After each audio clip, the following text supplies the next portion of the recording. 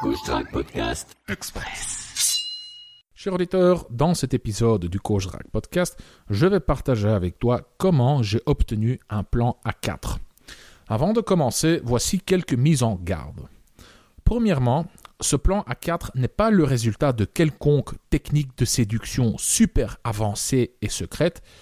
Ce n'est pas le résultat d'un tour de magie. Je n'ai pas de pouvoir ésotérique qui me permette de faire du lavage de cerveau. Rien de tout ça. Et deuxièmement, tu ne vivras pas d'expérience sexuelle transgressive avec quelqu'un qui n'est pas potentiellement ouvert à l'idée. Donc, j'ai obtenu ce plan A4 avec des filles, moi et 3 filles, qui étaient déjà ouvertes à l'idée d'avoir du sexe à plusieurs. Fin de la mise en garde. Et maintenant, imagine, tu es assis dans un bar, au comptoir avec 2 femmes. Vous buvez, vous rigolez, vos regards se croisent et il y a une tension sexuelle dans l'air. Tout se fait spontanément, naturellement. Tu n'as pas à faire d'efforts, tu n'as pas à séduire, tu n'as pas à dérouler ton jeu de séduction. Ces 2 femmes se séduisent et toi, par ta simple présence, puisque tu fais partie du groupe, tu en tires les bénéfices. En quelque sorte, tu délègues le travail de séduction. Imagine, quelques heures plus tard, après quelques bières fortes, vous dansez sensuellement.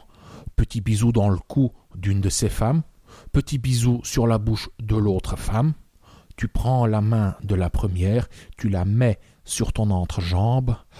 Elle écarquille les yeux. Tu sens qu'elle meurt d'envie. Imagine cette ambiance brouillée, cette ambiance enfumée, alcoolisée. Imagine cette chaleur un peu humide, ce mélange de transpiration, de parfum et d'alcool. Vous êtes le centre de l'attention. Les groupes autour de vous vous regardent. Ils sont intrigués et tu sens qu'ils veulent se joindre à vous. Entre eux, ils ont l'air de moins s'amuser. Ils ne font que discuter sagement et boire. Ils veulent aussi pouvoir se lâcher, danser, s'embrasser, se tripoter, s'exprimer.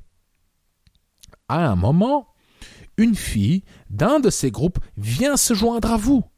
Elle danse avec toi. Elle danse avec les 2 autres femmes. Elle valse des hanches.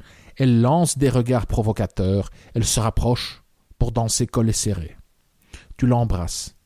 Elle t'embrasse en retour. Elle embrasse les 2 autres femmes. Elle fait maintenant partie du groupe. Et les mecs faisant partie de son groupe à elle, de cette nouvelle fille, cette 3e fille, sont encore plus allumés et ils attendent le bon moment pour attaquer. Mais ils n'osent pas trop, car ta présence les décourage. Et les 3 filles n'envoient pas de signe d'invitation. Même si vous dansez sensuellement, même si vous vous embrassez, vous vous tripotez plus ou moins ouvertement, vous êtes un groupe fermé. Alors, toi et 3 femmes pompettes et excitées, en train de danser, de s'embrasser, de se chauffer dans un bar, cher auditeur, comment est-ce que toi, tu vois la suite? Qu'est-ce que tu ferais pour faire avancer les choses? Voici ce que moi j'ai fait. Vers 1h ou 2h du matin, je ne me rappelle plus, j'ai dit « Allez les filles, prenez vos vestes, on part ». Petite précision, on avait commencé la soirée vers 21h et quand j'ai dit qu'on partait, il n'y avait pas de questionnement, pas de « Ah, on va où ?» Rien de tout ça. Ils ont pris leurs vestes sagement et on est parti. Et dehors, j'ai pris mon téléphone, j'ai ouvert l'application booking.com et j'ai cherché une chambre d'hôtel dans les environs.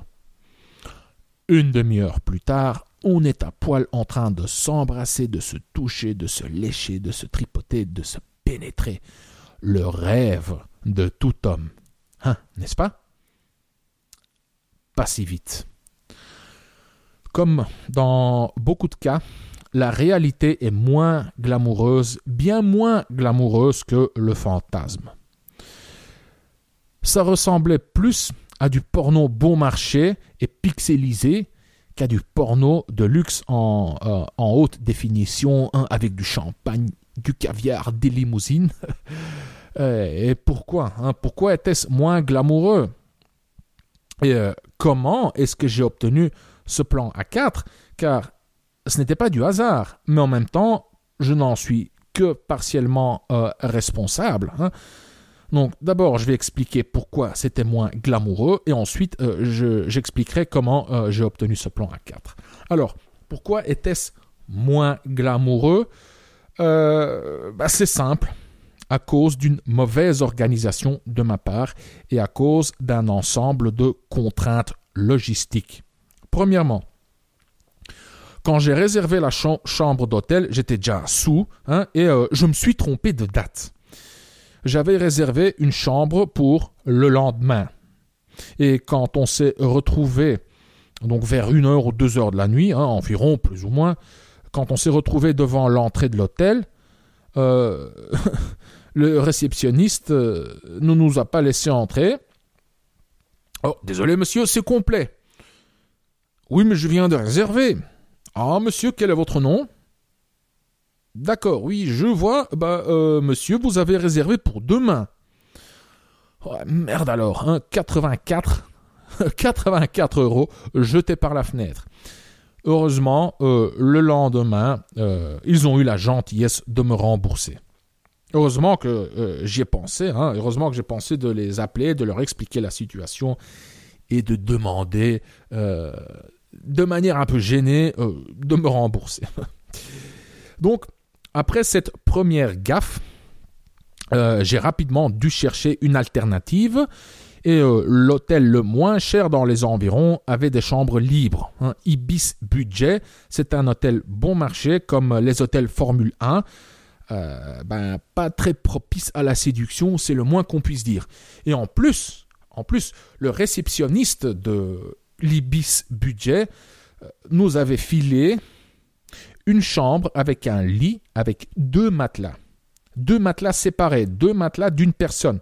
Cher auditeur, tu vois le truc, hein, quand tu fais des acrobaties, les 2 matelas s'écartent et toi tu te retrouves entre les 2 matelas. Et alors, tu dois t'arrêter pour repousser les matelas l'un contre l'autre. Et oui, ça casse le rythme et l'ambiance. Ensuite, hein, ça ne s'arrête pas là. On n'avait pas de boisson, hein, pas d'alcool. Et à l'hôtel, ils n'en vendaient pas. La machine, hein, le distributeur, car dans l'Ibis Budget, ils n'ont pas vraiment de bar, hein, de comptoir avec un barman, hein, ils ont juste un distributeur, hein, et ce distributeur était vide. Et maintenant, le pire, je n'avais pas de capote. Et le distributeur de capote, hein, car il y a plusieurs distributeurs, il y a un distributeur avec des boissons et un autre distributeur avec des préservatifs, des brosses à dents, des shampoings, des dentifrices, etc. Et ce distributeur était cassé. L'horreur! Hein, donc, tu vois les boîtes de préservatifs dans la vitrine. 3 gonzesses t'attendent plus haut. Mais non, désolé monsieur, c'est le fournisseur qui a la clé de la machine. Je ne peux pas vous aider. Je crois vraiment, hein, que le réceptionniste était un peu jaloux. Je le voyais dans son regard. Et merde alors, hein, je suis sorti, hein, de l'hôtel, je me suis mis à courir. Premier night shop, fermé. Deuxième night shop, fermé. Découragé, je retourne à l'hôtel. Je retourne dans la chambre, j'ouvre la porte, quel délice. Ah, les filles sont à poil. À poil, sur le lit, comme des pieuvres en train de cambrer et de s'enrouler avec leurs tentacules. Elles s'embrassent, elles se tripotent, elles se lèchent, mais elles avaient mis une musique, hein, sur un smartphone, hein, et les tons étaient trop hauts, trop aigus, trop râpeux, trop... Tu vois le truc, hein. Et elles avaient allumé la lumière. Une lumière trop forte, trop blanche, trop clinique, dans ce décor bon marché et stérile. Ouais, c'était tout sauf sexy, hein. Pas d'alcool, pas de musique, ou une musique de mauvaise qualité, pas de capote, des matelas qui s'écartent dès que tu bouges dessus et un éclairage d'hôpital. Bon, j'ai fait, avant de me lancer, j'ai fait quelques ajustements nécessaires pour rendre l'ambiance quand même un peu plus sensuelle, un peu plus chaleureuse et propice à la séduction et au sexe. Oui, c'était chaud, mais dans l'ensemble, c'était plutôt bof, à cause de tous ces facteurs que je viens de lister. Et sûrement que tu te poses la question, cher auditeur, et la réponse est non. Non, je ne les ai pas pénétrées toutes, car une des filles avait ses règles, donc elle ne se laissait pas toucher, encore moins lécher et pénétrer par personne, ni par moi ni par les autres filles. Ce que je peux comprendre, c'était cette nouvelle fille. Elle était juste gênée. Et l'autre fille ne voulait pas prendre le risque de coucher sans capote. Ce que je peux également très bien comprendre. La seule que j'ai pénétrée, c'était ma copine.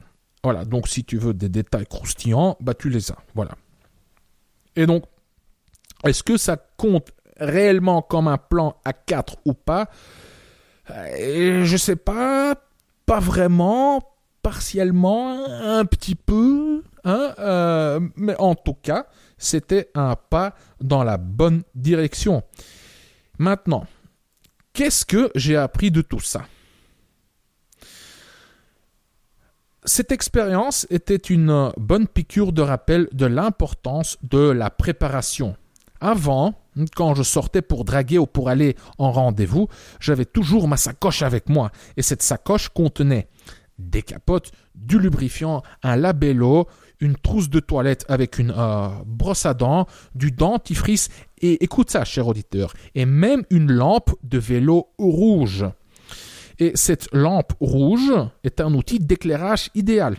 Donc tu mets la lampe de vélo contre le mur et tu l'allumes bien entendu, et alors ça fait une belle plume rouge le long du mur.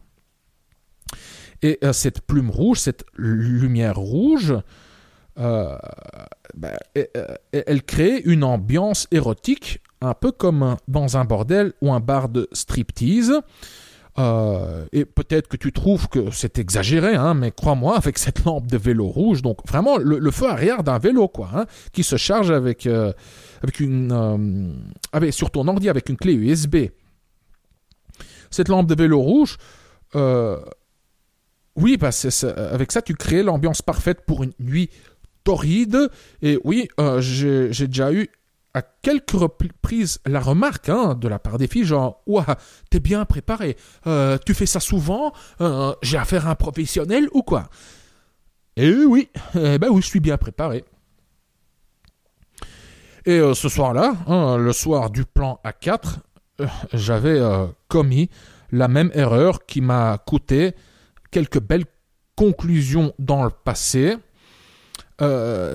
Cette erreur, c'est de me dire on verra bien, si on a besoin de quelque chose, on peut toujours aller au night shop, on trouvera bien une chambre au moment même, on trouvera bien une solution. C'est cette attitude de me dire on verra bien, on ne se met pas la pression, je vais juste pour tâter un peu le terrain. J'ai remarqué que avec un peu d'expérience, j'ai remarqué quand même que c'est mieux d'y aller de façon déterminée et d'être bien préparé. Donc voilà, j'aurais dû me préparer comme j'avais l'habitude de le faire. J'aurais dû prendre ma sacoche, prévoir des capotes, checker les chambres d'hôtel à l'avance et en réservant, j'aurais dû demander explicitement de me donner une chambre avec un grand lit et un grand matelas unique et non pas 2 matelas d'une personne. Encore une fois, c'est un truc avant que je faisais systématiquement. Même l'erreur des matelas, avant j'appelais, ou quand j'appelais pour réserver la chambre, je demandais explicitement un lit avec un grand matelas et une fenêtre qu'on sait ouvrir entièrement. Voilà, bref. Tout ça pour dire, la préparation constitue la moitié de la victoire. Citation de Cervantes. Ou Cervantes, je ne sais pas comment on prononce. Bref, un autre point important. Cette expérience est encore une confirmation de l'importance et de la puissance d'avoir ton propre système à toi. Et par système, je veux dire une série d'étapes menant à la réalisation de ton objectif. Ici, mon objectif, c'était un plan A3. Un plan A3. Et disons que grâce à mon système, mais aussi grâce à ma copine et avec un peu de chance, donc grâce à la chance, c'est devenu un plan A4. Mais parce que j'étais pas bien préparé, encore une fois, ce plan A4 était plutôt bof. Ensuite, cette expérience est pour moi également une preuve de la puissance de la méthode essai-erreur. Voici l'explication la plus simple de la méthode essai-erreur. Tu testes, tu ajustes, tu testes, tu ajustes, tu testes, tu ajustes, et ainsi de suite. Ça, c'est la méthode essai-erreur. C'est super simple. Beaucoup de mecs ont tendance à se décourager trop vite, surtout dans le contexte de la séduction. Ils testent un truc, ça ne donne pas les résultats souhaités et ils abandonnent car ils croient que ça ne marche pas. Oui, parfois ça ne marche pas, mais parfois il faut juste ajuster un peu. D'où l'intérêt de la méthode essai-erreur. Quand tu constates que tu te diriges dans la bonne direction, sans atteindre à 100% ton objectif, ça ne veut pas dire que ta méthode ou ton système ne marche pas, ça veut dire que tu dois ajuster. Voilà. Alors, pour finir, quel est mon système à moi? Quelles sont les étapes que j'ai définies à l'avance et que j'ai exécutées? Et encore une fois, ceci est un système. Un système, c'est mon système et tu peux t'inspirer de ces étapes si tu le souhaites et si ta situation te le permet. Pour beaucoup de mecs, leur situation ne leur permettra pas en ce moment de reproduire ces étapes. La bonne nouvelle est que d'autres moyens existent pour réaliser, pour réaliser la même chose. Alors, voici mon système. Première étape, j'ai partagé mon désir, mon souhait d'avoir du sexe à plusieurs, avec plusieurs femmes. Et j'ai partagé ce désir avec ma copine. Voici ce que je lui ai dit, début de la citation. Environ, je ne lui ai pas dit ça littéralement, mais ça revient à ça. Donc, début de la situation. Tu connais mon style de vie, tu connais mon métier, tu connais ma vision sur les relations, et j'aimerais vivre des trucs avec d'autres femmes. Mais j'aimerais partager ça avec toi. J'aimerais que ça fasse partie de notre couple. Et je préfère que ce soit un truc pour nous, un truc qui enrichit notre relation, plutôt que ce soit un truc à moi en parallèle. Donc j'aimerais que ce soit un truc à nous, et non pas un truc à moi. Et, accroche-toi, idéalement, j'aimerais que ce soit toi qui drague, toi qui fasse les rencontres, car comme ça, tu gardes le contrôle. Si c'est moi qui devais faire les rencontres et aller en rendez-vous, tu pourrais te sentir menacé, tu pourrais ressentir la jalousie, de l'anxiété. Et pour éviter ça, pour réduire les bobos émotionnels au strict minimum, c'est pour ça que je te propose que ce soit toi qui fasses les rencontres. Comme ça, tu gardes le contrôle. Voilà, comme ça, c'est toi qui les choisis, qui les filtres. Et pour moi, en plus, le plus grand avantage, c'est que je ne dois pas faire tout ce travail. Je ne dois plus faire des efforts pour rencontrer ces filles, aller en rendez-vous, les séduire, etc. Donc, moi, ça m'évite du temps et des efforts. Voilà. Donc, moi, c'est comme ça que je vois les choses. Dis-moi, toi, comment te sens-tu? Comment est-ce que toi, tu vois les choses? Quels sont tes désirs? Quels sont tes besoins? Quels sont tes fantasmes? Qu'est-ce que tu aimerais réaliser? Fin de la citation. Donc, encore une fois, c'est comme ça que je le présente, plus ou moins, pas littéralement, mais pour résumer, l'idée, c'est de présenter ça comme un truc pour nous, et non pas un truc pour moi. Et je te le dis, c'est sincère, car même ouvrir la relation, ça peut, si c'est bien fait, ça peut enrichir ta relation.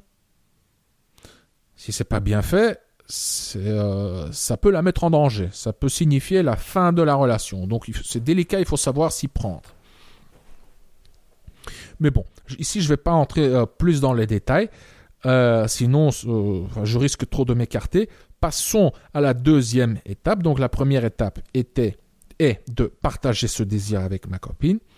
Deuxième étape, j'ai donné les instructions. J'ai donné des instructions précises à ma copine. Voici ce que je lui ai dit. Nouveau plus ou moins. Début de la citation. Inscris-toi sur telle ou telle application de rencontre et voici comment te positionner. Ne nous positionne pas en tant que couple, mais positionne-toi en tant que fille qui cherche une autre fille bisexuelle. Car comme ça, tu maximises tes chances, car comme ça, tu as une énorme valeur sur le marché sexuel. Car les couples cherchant des filles sont nombreux et ils ont moins de valeur sur ce marché sexuel. Et quand tu rencontres les filles, tu leur parles de moi, tu me mets en valeur, tu me vends. Bien sûr, tout en étant honnête. Et si tu es OK avec tout ça, tu me vends. Et comme ça, elles auront envie de me rencontrer, car si ça vient d'une belle femme comme toi, l'argument de vente aura beaucoup plus d'impact que si l'argument de vente venait de moi ou de mon profil en ligne. Fin de la citation. De nouveau, c'est plus ou moins ce que j'ai dit, et c'est pas juste un script comme je viens de le citer, mais c'est une conversation, c'est un échange, ça se fait, ça dure parfois des heures, ce genre de conversation. C'est intime, c'est profond, c'est délicat, faut être empathique, faut être à l'écoute, il faut respecter ses limites, bien entendu. Et c'est une conversation qui doit être menée aussi à plusieurs reprises. La confiance dans le couple, c'est un processus. Ça se travaille constamment. Il faut tous les jours renégocier le contrat. Quand je dis renégocier le contrat, je ne parle pas ici de l'idée de faire un plan à trois. Je parle de la confiance dans le couple. Et ça vaut pour tout type de relation. Ou plutôt, ça vaut pour les relations monogames ou les relations mi-ouvertes, les relations ouvertes et toutes les nuances entre les relations ouvertes et les relations fermées. Bref. Donc, cher auditeur, tu vois l'ingéniosité de cette démarche, de demander à ma copine de s'inscrire sur un site de rencontre, d'aller rencontrer ces filles et de me vendre. Car ce n'est pas moi, ce n'est pas le mec qui dit à la fille « I'm the best », mais c'est une belle femme qui dit à une autre femme « Oh, tu dois vraiment tester mon mec, he's the best, c'est le premier qui m'a fait jouir de telle ou telle façon, oh, voici tous les trucs de ouf que j'ai vécu avec lui ». Et donc, c'est clair que construit de cette manière-là, les filles, les nouvelles filles seront beaucoup, beaucoup plus intriguées par moi, car elles ne se font pas étouffer par le mec, c'est pas le mec qui leur court après, non, c'est une belle femme avec une énorme valeur sur le marché de l'amour qui leur présente ce truc, donc, et se demande, mais waouh, c'est qui ce mec qui a... je veux le rencontrer. On continue. Troisième étape, le rendez-vous à 3. Le rendez-vous suit plus ou moins les mêmes étapes qu'un premier rendez-vous classique. On boit un verre, ou 2, ou 3, ou 4, ou plus, pour détendre l'atmosphère, pour réduire le stress initial. On apprend à se connaître, et voilà, c'est aussi simple que ça. Et la quatrième étape, c'est l'étape de la tension sexuelle et les préliminaires. Donc, à un moment, lors du rendez-vous, quand on est tous suffisamment détendus, tu inities le rapprochement physique, tu commences à montrer des signes d'intérêt, mais d'un ordre sexuel. Donc tu inities le rapprochement, par exemple en embrassant ta copine, en te rapprochant de la fille, en lui faisant un petit bisou dans le cou, en prenant sa main, ou en encourageant ou en invitant les deux filles à se rapprocher. Et ici, tu es dans un bar. À un moment, tu dis voilà, on part. Et puis, vous allez dans un endroit propice à l'intimité, hein, chez toi, chez elle ou à l'hôtel. Et si vous êtes déjà entre quatre murs, dans un endroit à l'abri des regards, tu entames les préliminaires. Et quand c'est structuré de cette manière-là, c'est beaucoup plus simple. Hein.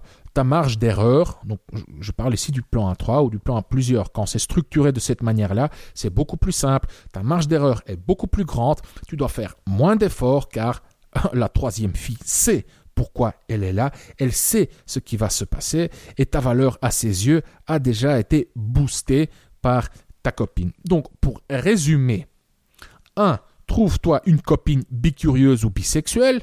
Oui, c'est facile à dire, je sais. 2. Partage ton plan avec elle. 3. Exécute ton plan. 4. Ajuste ton plan. Et maintenant, il se peut que tu penses, oui, Consti, merci, hein, mais écoute, ça ne m'est pas du tout utile car je suis célibataire en ce moment. D'accord, je comprends. Alors, que faire dans ce cas? Si tu as des amis, des sex friends, tu peux leur parler de cette idée. Tu peux reprendre ce schéma et essayer de le reproduire avec tes amis. Bien entendu, si elles sont ouvertes à l'idée. Encore une fois, tu ne vas pas pouvoir vendre cette idée à quelqu'un qui n'est pas intéressé. Tu peux, par exemple, t'inscrire sur des sites comme OkCupid, OkCupid.com. C'est un site de rencontre, ils ont aussi une application. Et sur OkCupid, tu peux filtrer les filles sur leur orientation sexuelle. Donc, tu peux cibler uniquement les filles bisexuelles. D'ailleurs, c'est ce que je compte faire bientôt. Je compte m'y remettre moi-même. Car, encore une fois, c'est bien plus simple de trouver des clients qui sont déjà intéressés par ton produit que d'essayer de vendre ton produit à quelqu'un qui n'est pas intéressé.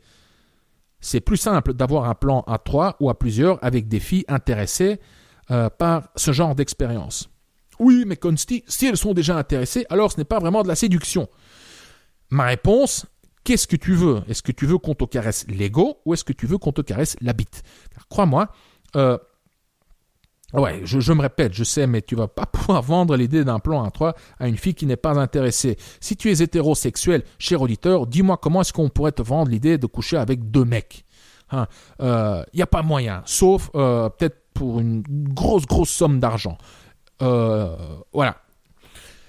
Il y a quelques jours, un de mes clients a également obtenu un plan A3. Attention, je n'y suis quasiment pour rien, à part quelques petits encouragements et l'assurance que c'était réalisable, car les filles en sa compagnie étaient ouvertes à l'idée. Je dirais même qu'elles en avaient envie. Les signes étaient là. Mais mon client avait juste du stress. Il n'osait pas trop appuyer sur la gâchette. Il avait juste besoin d'un petit coup de pouce. Voilà. Et bon, le mec n'est pas un dragueur avec des pouvoirs magiques. Il n'a pas embobiné des âmes innocentes pour arriver à ses fins diaboliques. Rien de tout ça. Les filles étaient intéressées dès le départ. Les bonnes conditions étaient présentes. Il devait juste sauter sur l'occasion. Voilà. Cher auditeur, si tu souhaites toi aussi que je te coach, alors jette un coup d'œil au micro-coaching. Tu trouveras le lien dans la description. Clique sur le lien dans la description pour plus d'infos. Et si tu souhaites découvrir le système de séduction le plus puissant de l'univers, bon, allez, j'exagère, je recommence. Si tu souhaites apprendre quoi dire, comment le dire, mot pour mot, de l'approche à la conclusion, alors, donc pour séduire une femme, non pas pour avoir des plans à plusieurs, mais si tu souhaites apprendre quoi dire, comment le dire, mot pour mot, de l'approche à la conclusion, pour séduire une femme, alors jette un coup d'œil à la formation Le Script. Dans le script, tu apprendras quoi dire, mot pour mot, avec des phrases et des techniques de drague toutes faites pour aborder une femme, pour développer la conversation, pour prendre ses coordonnées, pour fixer le rendez-vous par message et pour conclure lors du rendez-vous. Et par conclure, je veux dire devenir intime. Donc, tu recevras des phrases et des techniques de drague et des scripts tout faits que tu peux, entre guillemets, emprunter, que tu peux, entre guillemets, copier-coller dans tes interactions avec les femmes pour passer de blabla à crac-crac. Bref, dans le script, tu apprendras mot pour mot quoi dire, comment le dire pour parcourir le processus de séduction fluidement de l'approche à la conclusion. Le script est constitué de 7 modules. Un module sur l'état d'esprit, un module sur la drague de rue, un module sur la drague en soirée, un module sur la drague sur Internet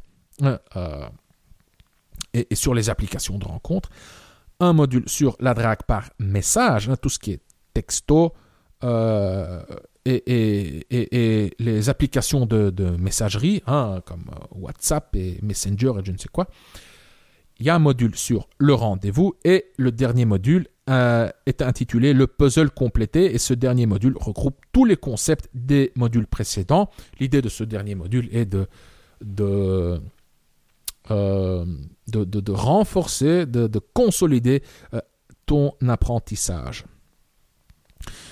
Le script a été mis à jour. Maintenant, il contient 2 fois plus de contenu et d'ici la fin de l'année, les nouveaux modules seront mis en ligne dans ton espace membre. Et après avoir